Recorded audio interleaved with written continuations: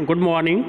Electrician और fitter trade second year के लिए आप लोगों को आज का जो अध्याय हम पढ़ाने जा रहे हैं, इस अध्याय का नाम है प्रॉफिट एंड लॉस, अर्थात लाभ और हानि। इस अध्याय पे हमने आपको विस्तृत अध्ययन में इसके जितने भी सूत्र बनते हैं, जितने भी प्रश्न बनते हैं, वो हल कराया था। आज हम इस पे ऑब्जेक्टिव प्रश्न, जो कि भारत स्किल की वेबसाइट पे सरकार के द्वारा परीक्षा के लिए जो बहुत ही महत्वपूर्ण उपयोगी प्रश्न हैं, जो कि परीक्षा में सीधे सीधे पूछे जा सकते हैं या इन्हीं पे आधारित प्रश्न पूछे जा सकते हैं, उन प्रश्नों का क्वेश्चन बैंक आपको हल कराने जा रहे हैं। तो आपके स्क्रीन के सामने पहला आपको प्रश्न दिखाई दे रहा है 191 नंबर का, व्हाट इज डिस्काउंट। 191 नंबर का प्रश्न देखिए कि व्हाट इज डिस्काउंट। इस बात का मतलब ये है कि आपसे पूछा जा रहा है कि छूट क्या होती है, मतलब बट्टा क्या होता है। डिस्काउंट को बट्टा भी कहा जाता है, छूट भी कहा जाता है। इसका पहला ऑप्शन अगर आप देखेंगे तो लिखा गया है selling price is less than cost price, मतलब कि विक्रय मूल्य क्रय मूल्य से कम होता है। तो क्या इसको हम बट्टा कहते हैं? दूसरी बात है, दूसरा जो विकल्प है कि selling price is greater than cost price, विक्रय मूल्य क्रय मूल्य से ज़्यादा है। तीसरा विकल्प है the reduction given to the selling price of a product, मतलब कि विक्रय मूल्य पे छूट देना ये बट्टा कहलाता है। और चौथा विकल्प है सेलिंग प्राइस प्लस डिस्काउंट। तो अगर इन चारों विकल्पों को देखा जाए तो इसमें से जो इस प्रश्न का उत्तर निकल के आ रहा है वो ऑप्शन सी सही है।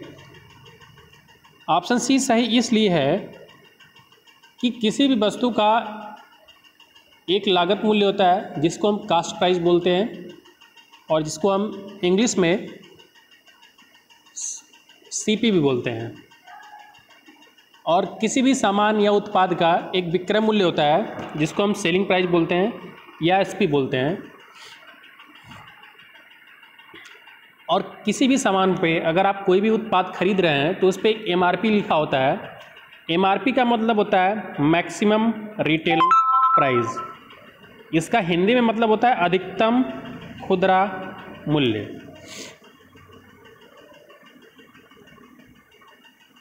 तो देखिएगा, मान लीजिए कोई फैक्ट्री है और वो कोई एक प्रोडक्ट बनाती है, उस प्रोडक्ट का नाम मान लीजिए ए है, और फैक्ट्री ने अगर प्रोडक्ट बनाया है और मान लीजिए उस पर जो टोटल लागत आया है वो 100 रुपये का आया है। तो इस बात का मतलब ये हो गया है कि लागत मूल्य अर्थात सीपी तो 100 हो गया, लेकिन फैक्ट्री ये सोचती है कि जहाँ पे सामान बन रहा है वहीं पे तो बिक नहीं जाएगा, ये सामान स्टॉक वालों के पास जाएगा, स्टॉक से रिटेलर के पास जाएगा, और फिर रिटेलर से कस्टमर के पास जाएगा। तो आखिर में जो सामान फैक्ट्री बना रही है वो कई चैनलों के माध्यम से ग्राहक के पास बिकने के लिए जाएगा। तो इस बात का मतलब ये है कि अगर कंपनी उनको फ़ायदा नहीं देगी, बाकी जो इस चैनल में जुड़े हुए हैं इस सामान को बेचने में, तो आखिर वो उस सामान को क्यों खरीदेंगे और बेचेंगे। तो इसीलिए कंपनी क्या करती है कि जिस सामान की कीमत 100 रुपये है उसका अधिकतम खुदरा मूल्य कंपनी जो है, मतलब एमआरपी, क्या निश्चित कर देती है। मान लीजिए कि 160 रुपये निश्चित कर दी। अब देखिएगा कि जिस वस्तु की कीमत फैक्ट्री के स्तर पे, मतलब कि जहाँ पे उत्पादन हुआ है वहाँ पे 100 रुपये का लागत आया है, उसका एमआरपी कंपनी ने 160 रुपये सेट कर दिया। अब चूँकि ये 100 रुपये का सामान कई चैनलों के माध्यम से ग्राहकों के पास जाएगा और सबको अपना अपना लाभ कमाना होता है, तो कंपनी क्या करेगी, इस 100 रुपये के सामान को सबसे पहले मान लीजिए कि स्टॉक के पास सामान जा रहा है और स्टॉक को ये कंपनी जो है 110 रुपये में सामान बेच रही है, तो कंपनी ने 10 रुपये फ़ायदा कमा लिया। तो स्टॉक वालों ने खरीद लिया 110 रुपये में, तो स्टॉक वालों ने कंपनी से सामान को 110 रुपये में खरीदा है। इसका मतलब स्टॉक वालों के लिए लागत मूल्य क्या हो गया, 110 रुपये, अगर स्टॉक वाले 110 रुपये में बेच देंगे तो क्या उन्हें फ़ायदा होगा? नहीं होगा। अब मान लीजिए स्टॉक वाले रिटेलर को वही सामान 120 रुपये में बेच देते हैं, तो रिटेलर स्टॉक वाले ने भी कमा लिया, लेकिन रिटेलर के लिए अब लागत मूल्य कितना कहा जाएगा? 120 रुपये कहा जाएगा। और मान लीजिए रिटेलर जो है उस सामान को 150 रुपये में बेच देता है,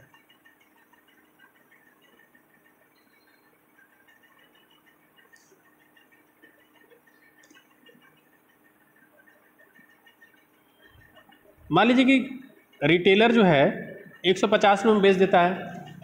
अब रिटेलर ग्राहक को 150 रुपये में सामान बेच रहा है, तो इसका मतलब कि उस सामान का अंकित मूल्य तो 160 रुपये था, लेकिन 10 रुपये को उस पर छूट हुई है। तो ये 10 रुपये को जो छूट दी गई है यही क्या कहलाता है? डिस्काउंट कहलाता है, बट्टा कहलाता है। तो इसका मतलब कि जो सेलिंग प्राइस है उस पर छूट देना ही बट्टा कहलाता है। तो 191 नंबर के प्रश्न के लिए सही उत्तर ऑप्शन सी हो जाएगा। अब 192 नंबर का प्रश्न देखिए, व्हाट इज़ प्रॉफिट? लाभ क्या होता है?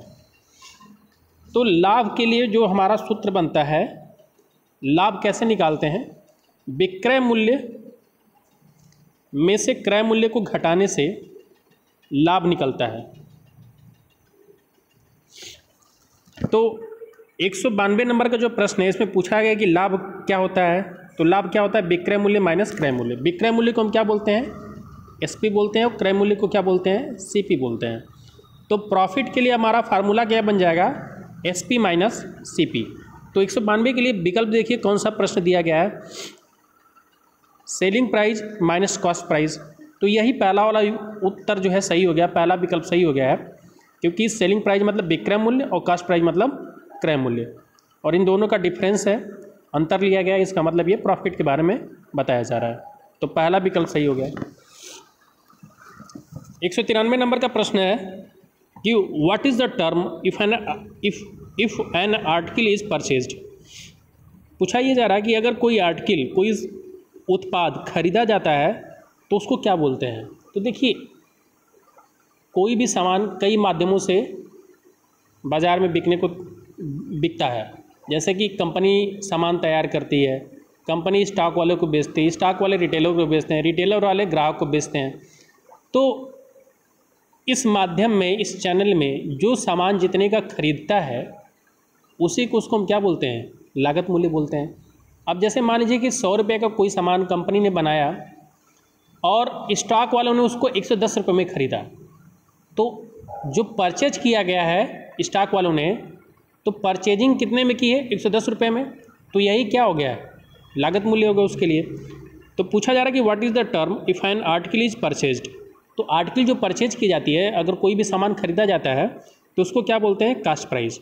तो 193 नंबर का सही विकल्प क्या है? बी ऑप्शन, जो कि लिखा है कास्ट प्राइस मतलब लागत मूल्य। सेलिंग प्राइस गलत हो जाएगा, मार्जिन प्राइस भी गलत हो जाएगा, और डिस्काउंट प्राइस भी गलत हो जाएगा। तो 193 नंबर के प्रश्न के लिए सबसे सही उत्तर कौन सा है? बी विकल्प, कास्ट प्राइस। 194 नंबर का प्रश्न है कि what is the expanded form of SP. पूछा जा रहा है कि एसपी का फुल फॉर्म क्या है। तो इससे पहले ही मैंने आपको बताया था, एसपी मतलब होता है सेलिंग प्राइस, और सेलिंग प्राइस को हम क्या बोलते हैं हिंदी में? विक्रय मूल्य। तो देखिए इसमें जो आपको 4 विकल्प दिए गए हैं, पहला सेलेक्टेड प्राइस दिया गया है, दूसरा स्पेशल प्राइस दिया गया है, तीसरा सेलिंग प्राइस दिया गया है, चौथा सुपर प्राइस दिया गया है। तो आप खुद ही बता सकते हैं कि इस प्रश्न का सही उत्तर क्या होगा। 194 नंबर के प्रश्न का सही उत्तर हो जाएगा ऑप्शन सी, विकल्प सी, सेलिंग प्राइस, जिसको हम विक्रय मूल्य बोलते हैं। तो एसपी का फुल फॉर्म सेलिंग प्राइस होता है। अब 195 नंबर का प्रश्न देखिए, विच is the short form of profit and loss statement. पूछा यह जा रहा है कि प्रॉफिट और लॉस के लिए कौन सा स्टेटमेंट का प्रयोग किया जाता है। तो ध्यान रखिए, प्रॉफिट के लिए पीआर और लॉस के लिए एलएस का इस्तेमाल किया जाता है। तो इस प्रश्न का सही विकल्प क्या हो जाएगा? सी विकल्प, पीआरओ एंड एलओएस।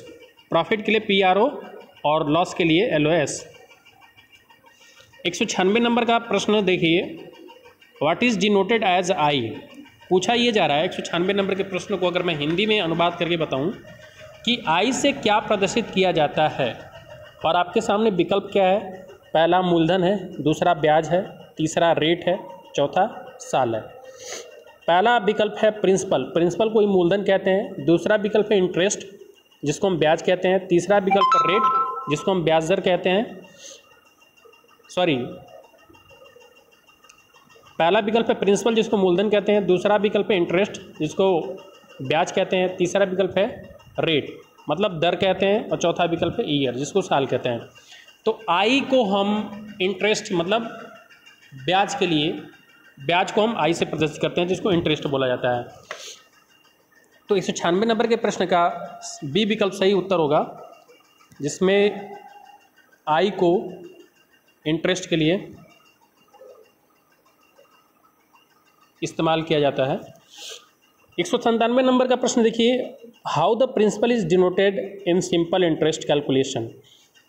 मतलब कि साधारण ब्याज की गणना के लिए मूलधन को किस अक्षर से प्रदर्शित किया जाता है। और इसमें आपको 4 विकल्प दिए गए। पी पहला विकल्प है, दूसरा विकल्प है बी आई, सी विकल्प है आर और डी विकल्प है एन। तो प्रिंसिपल अर्थात मूलधन को पी अक्षर से प्रदर्शित किया जाता है, अर्थात 197 नंबर प्रश्न के लिए सही विकल्प ए विकल्प उत्तर हो जाएगा। 198 नंबर का प्रश्न देखिए, what is the formula for the calculation of simple interest. इसमें पूछा जा रहा है कि साधारण ब्याज की गणना के लिए कौन सा सूत्र प्रयोग होता है। तो साधारण ब्याज बराबर हमने आपको बताया था कि साधारण ब्याज बराबर होता है, साधारण ब्याज कैसे निकलता है देखिएगा, मूलधन गुणे दर गुणे समय बटा में 100। तो साधारण ब्याज निकालने का यही आपके पास सूत्र होता है कि मूलधन गुणे दर गुणे समय बटे में 100। अब इसको अगर इंग्लिश में हम लिखेंगे तो साधारण ब्याज को हम आई बोलते हैं। तो आई बराबर क्या हो जाए, मूलधन को हम क्या बोलते हैं पी प्रिंसिपल, दर को क्या बोलते हैं रेट आर, और समय को किससे प्रदर्शित करते हैं एन से, और बटे में 100। तो इंटरेस्ट के लिए फार्मूला क्या बन गया, पी आर एन बटे में 100।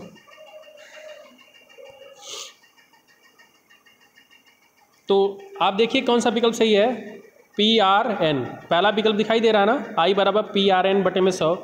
हालांकि एन बीच में लिखा हुआ है तो उससे मतलब नहीं होता है। कहने का मतलब ये है कि अगर 3 संख्याओं का गुणा करना है, मान लीजिए 2 3 5, ठीक है, तो 2 5 3 का भी गुणा करेंगे तो वही उत्तर आएगा, 2 3 5 का गुणा करेंगे तो भी वही उत्तर आएगा।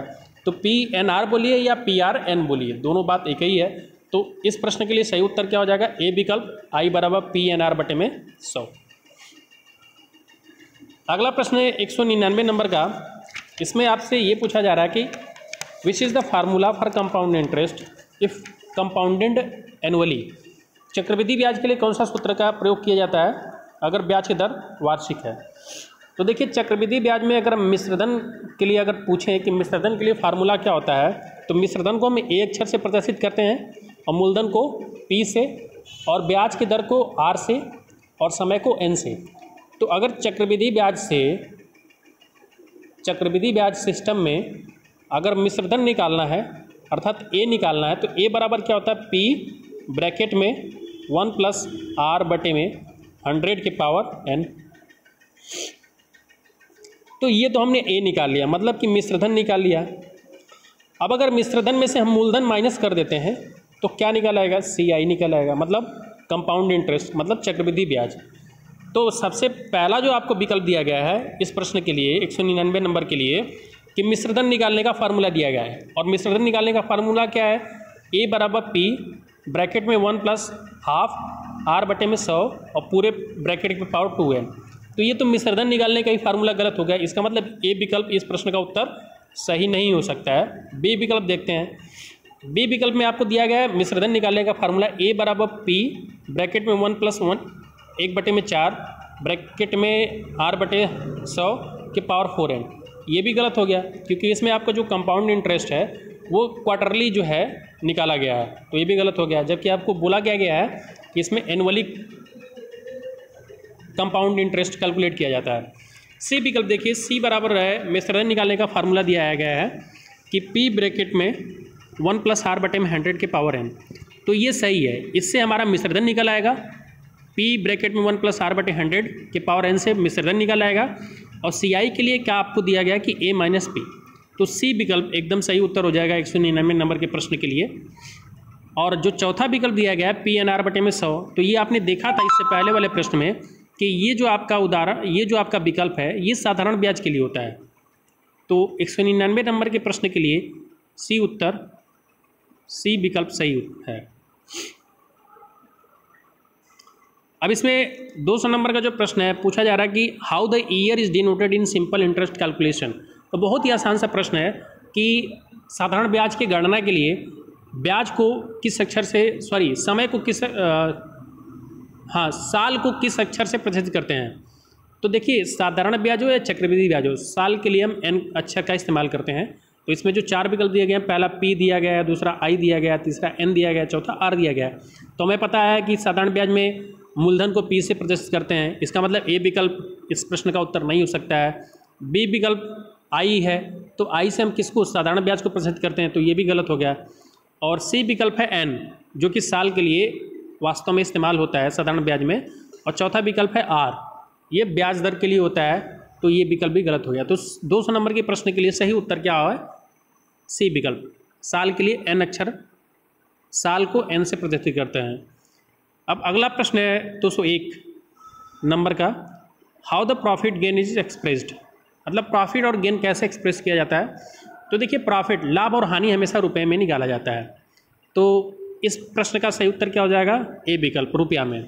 अब 202 नंबर का जो क्वेश्चन है कि which is the formula to find loss percentage, कि हानि प्रतिशत ज्ञात करने का फार्मूला क्या है। तो देखिएगा, एक होता है हमारा CP, मतलब कि लागत मूल्य, एक होता है हमारा SP। तो CP का मतलब क्या होता है कि लागत मूल्य, और SP का मतलब क्या होता है, विक्रय मूल्य। अब अगर हानि हो रही है तो इसका मतलब ये होता है कि जो हमारा लागत मूल्य है उससे कम करके सामान को बेच दिया गया है। मतलब मान लीजिए 100 रुपये किसी वस्तु की लागत मूल्य है, तो अगर हम 100 रुपये से कम में बेचेंगे, 100 रुपये से 10% कम कर देंगे, मतलब 100 रुपये का 10% कितना हो जाएगा, 10 रुपया। तो 100 रुपये में 10% कम कर देंगे तो 90 में बेच रहे हैं, तो यहाँ पे 10% की हानि हो रही है। तो कहने का मतलब ये है कि हानि के केस में विक्रय मूल्य हमेशा क्रय मूल्य से कम होता है। अब अगर मान लीजिए कि हमें निकालना है कि लॉस परसेंटेज का फार्मूला क्या होगा, तो मान लीजिए 10% का लॉस हो रहा है किसी चीज़ में, किसी सामान को बेचने में 10% का लॉस हो रहा है, इसका मतलब कि उसका जो भी क्रय मूल्य था उसको 10% कम करके बेचा जा रहा है। तो क्रय मूल्य को अगर हम 10% कम कर देंगे तो इसका मतलब क्रय मूल्य कितना परसेंट हो गया, 90% हो गया। और 90% पे बेच दे रहे हैं, मतलब क्रय मूल्य के 90% पे बेच दे रहे हैं, तो क्रय मूल्य का 90% किसके बराबर हो जाएगा, SP के बराबर। तो इसका मतलब कि क्रय मूल्य में से अगर हम लॉस परसेंटेज घटा देते हैं तो 100 माइनस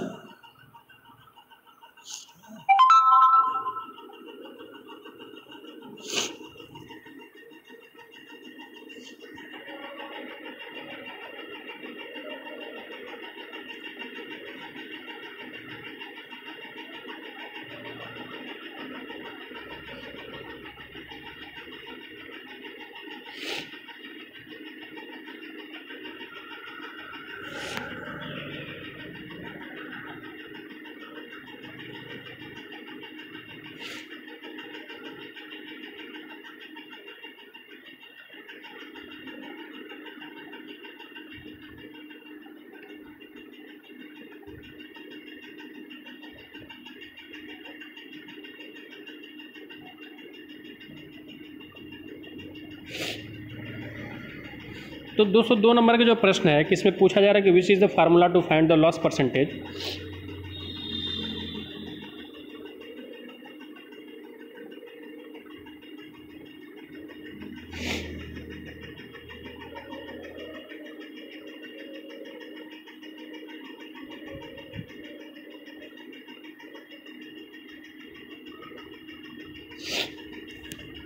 तो देखिए, लॉस परसेंटेज निकालने का जो फार्मूला होता है आपको पता ही है कि CP माइनस SP बटे में CP गुणे 100।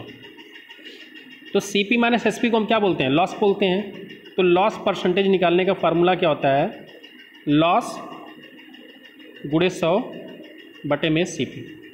तो इस प्रश्न का सही उत्तर क्या हो जाएगा, ए विकल्प, लॉस गुणे 100 बटे में CP। तो हानि गुणे 100 बटे में क्रय मूल्य। तो हानि में 100 का गुणा करके अगर उसको क्रय मूल्य से भाग दे देते हैं तो ये हमारा हानि परसेंटेज निकल जाता है। तो 202 नंबर के प्रश्न के लिए सही विकल्प कौन सा होगा, ए विकल्प।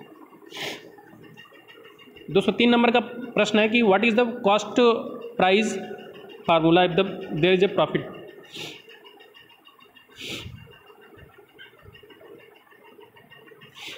पूछा ये जा रहा है कि कॉस्ट प्राइस के लिए फार्मूला क्या होगा, देयर इज ए प्रॉफिट। अगर प्रॉफिट परसेंटेज है तो कॉस्ट प्राइस के लिए फार्मूला क्या होगा। तो अगर एक होता है कॉस्ट प्राइस, एक होता है selling price.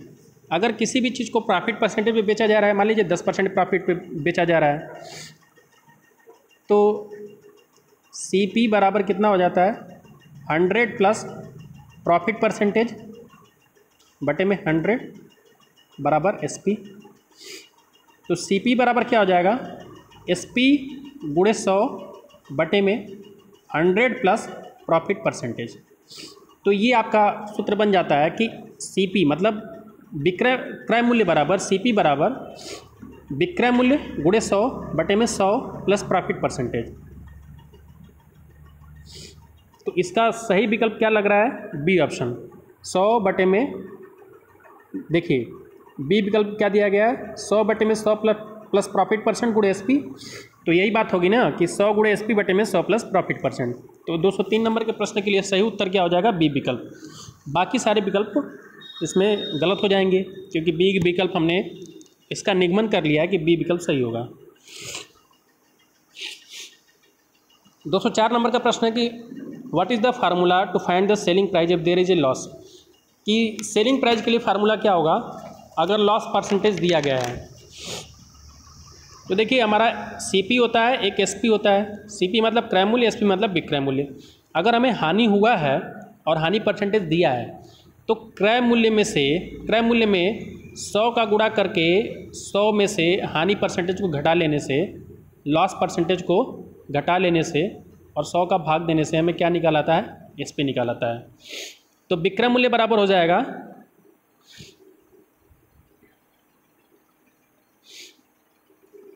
100 minus loss percent बटे में 100 गुणे CP। तो 204 नंबर के प्रश्न के लिए सही विकल्प कौन सा हो जाएगा, D, मतलब 100 माइनस लॉस परसेंटेज बटे में 100 गुणे CP। 205 नंबर का प्रश्न है what is the formula to find the profit percentage. Profit percentage के लिए क्या फार्मूला हो जाएगा। तो प्रॉफिट परसेंटेज के लिए फार्मूला देखिए क्या होता है कि SP माइनस CP बटे में CP गुणे 100, ये हमारा प्रॉफिट परसेंटेज देता है। और SP माइनस CP को हम क्या बोलते हैं, प्रॉफिट बोलते हैं, मतलब P बटे में CP, प्रॉफिट बटे में CP गुणे 100। तो इसके लिए फार्मूला क्या बन जाएगा, SP माइनस CP बटे में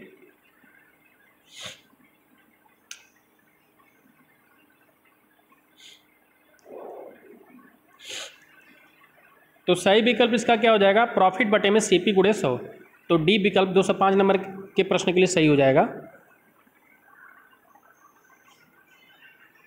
तो ये रहा इस अध्याय के लिए जो आपका ऑब्जेक्टिव टाइप का प्रश्न। इस वीडियो को मैं आपको जो कुछ भी नहीं समझ में आ रहा है आप हमारी पिछली वीडियो में देख करके समझ सकते हैं, और फिर भी ना समझ में आया तो आप कमेंट बॉक्स में ज़रूर पूछिए।